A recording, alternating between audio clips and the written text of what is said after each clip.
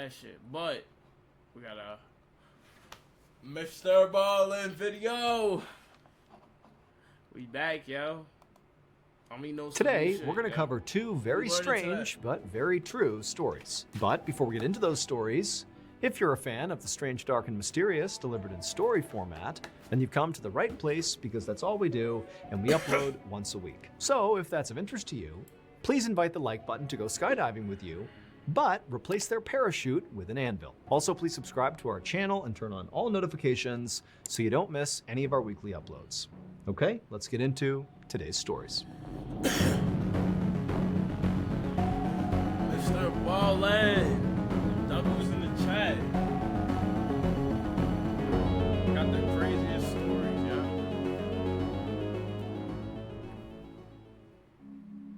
One afternoon in the spring of 1990, a young mother tidied up her family's living room in Pingyang Township, which is a small rural community made up of several villages in southern China. And she was almost done when she heard her 3-year-old twin daughters start to cry. And this really caught her off guard, because even though these kids were only 3 years old and 3-year-olds cry, well, her daughters basically never cried. They were like silent all the time. The girls' names were Shi Tsai and Shi Hongwu, and they'd been really easy babies because they were basically quiet all the time and just wanted to sleep. However, as they got older, their silence became more concerning. All they really wanted to do was just lay around and sleep and do nothing. Even at 3 years old, they hadn't even said their first words yet. So when this mom heard these girls crying, she rushed down the hall to see what was going on. One, just obviously to make sure her kids were okay, but two, just out of curiosity. This is so uncharacteristic to be making any noise at all. And so the mom, she burst into the nursery and she saw her girls in their crib and they were sobbing hysterically, totally upset. And the mother rushed over and she scooped them up and asked, what's going on? Are you okay? But of course the girls didn't say anything because they didn't speak. They just continued to cry. But the mom, she kind of assessed her kids and couldn't see any injuries. They didn't seem sick. They were just upset about something, but she had no idea what it was. And so the mom just stood there comforting her girls until they calmed down, and then she put them back into the crib and they both went to sleep. And that was it. A couple of days later, and the twin girls were back to their normal routine, being totally silent and sleeping for most of the day. And as the girls slept in their nursery, their mom just went around the house doing some housework, and at some point she walked down the hallway past the girls' bedroom. Now, their door to the nursery was shut, and again, they're just sleeping and being totally quiet. The mom hasn't heard them at all day. And as she's walking down the hallway, she suddenly comes to an abrupt stop right outside the nursery door, because distinctly she can hear her girls making noise in their room. But they're making a noise that just doesn't make any sense to the mother. Her daughters were not crying or fussing or anything like that. They were talking. At first, the mother wanted to rush in there and experience this firsthand, this landmark moment of her girls speaking for the first time. But she also worried if she went in there, they might go silent and she'd ruin the moment. And so instead, she just pressed her ear to the door and just listened. And as she listened, she really couldn't believe what she was hearing.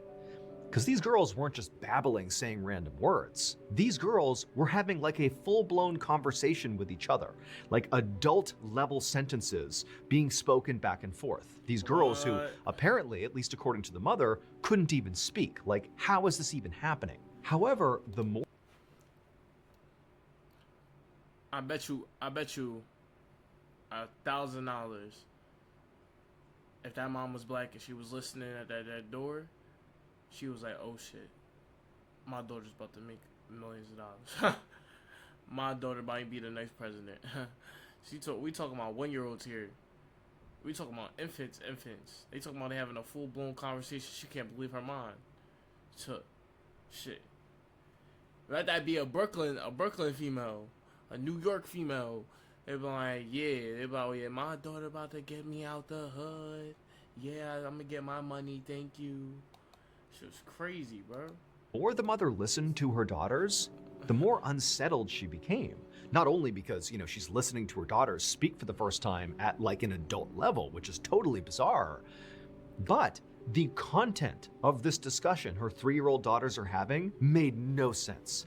These girls were talking about stuff that they could not possibly know. The girls were talking in detail about people and events from a totally different village, a village their mother knew they had never been to, had never even heard of, and certainly didn't know anybody who lived there. Now, in basically every other part of the world, if a mother suddenly heard her 3-year-old twins, who had never said a word before, suddenly having adult-level conversations with each other about people and places that they can't possibly know about, that might be enough to spurn that mother to at least call their doctor. But this mom, well, she lived in Pingyang Township, and that meant, when she heard what her daughters were saying, as alarming as it was, she actually did know what was going on. Pingyang Township has a very strange secret, and that secret is that of the approximately 7,000 residents who live there, over 100 claim to be the reincarnated spirits of people who have died traumatic deaths. And this is not just some wacky thing these people are saying. What? No, in Pingyang Township, it's not just those 100 people who believe they really are reincarnated. It's the whole community. All 7,000 some odd people 100% believe that these people truly are reincarnated. And so how that plays out is that periodically the reincarnated folks will go to a non-reincarnated person in the township and will claim things like, hey, in my past life, your family owed me a debt, and so now you're going to pay it out.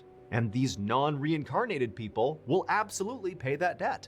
Or in other cases, there have been fights, physical altercations that have come from a reincarnated person approaching a non-reincarnated person and basically saying, in a previous life, you or your family or your relatives insulted me in some capacity, my previous self, and we're going to fight about it right now. And those fights take place in this town, and it's totally normal. But Somebody said in the chat, where is this place at? And I called it out because I'm wondering the same shit. Where the fuck is he at? Where is he find this? Where's this at? Reincarnating people. If I'm working and I hear my 3-year-old talking through the door, I'm gonna be like, oh shit, I'm about to get rich. Oh shit, I'm about to get rich. That's what I'm gonna say. I'm not even gonna lie. But real shit, yo, I'm hearing them talking about a block across the street and about people. I'm gonna be like, I might not even like, I'm not gonna say I'm a fucked up person, but like, I ain't gonna lie, at that point, I'm traumatized. At that point, my fear is a thing for me at that time. So, the first thing I'm gonna do, I'm gonna dip. Yeah. I'm gonna get the fuck out of there. Yeah. I'm leave them kids there, and I'm getting the fuck out of there. Yeah. That's what I'm doing. the interactions between the reincarnated and non-reincarnated people in this township, it's not just about conflict. In fact, there's been lots of decisions made in this township that are designed very specifically to avoid conflict between the reincarnated and non-reincarnated.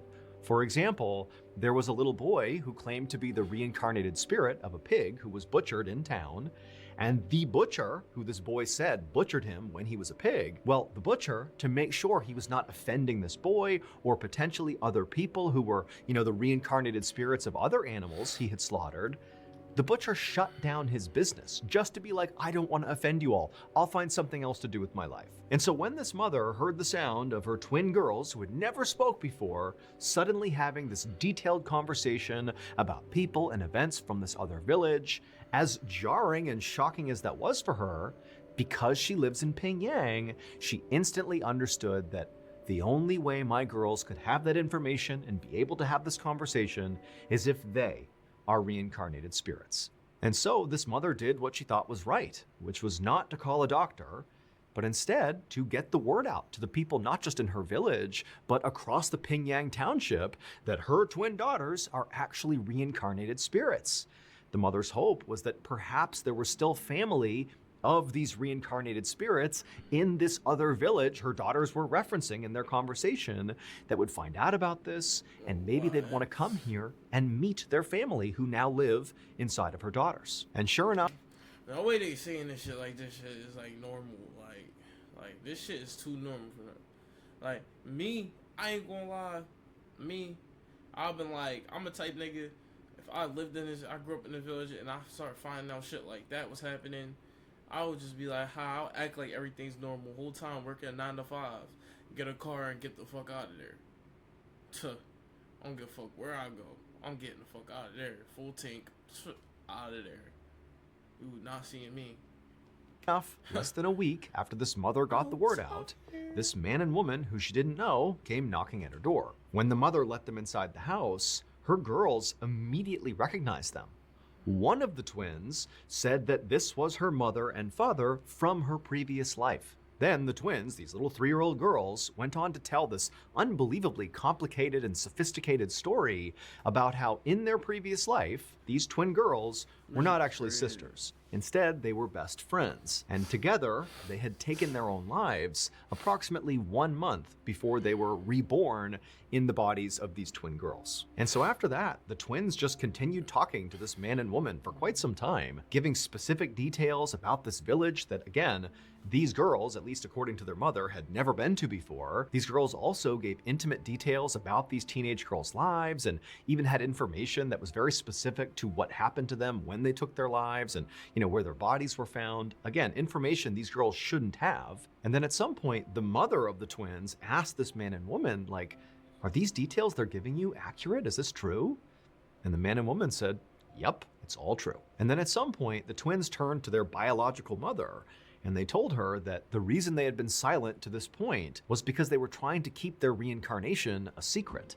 And also, the reason they slept all the time is because when they slept, they would dream about their previous lives, which they claimed to miss. To this day, no one's ever been able to offer a better explanation for how these twin girls, these toddlers, had such accurate information about people they had never met and places they'd never been to. Basically, the only explanation that works is that they must actually be the reincarnated spirit.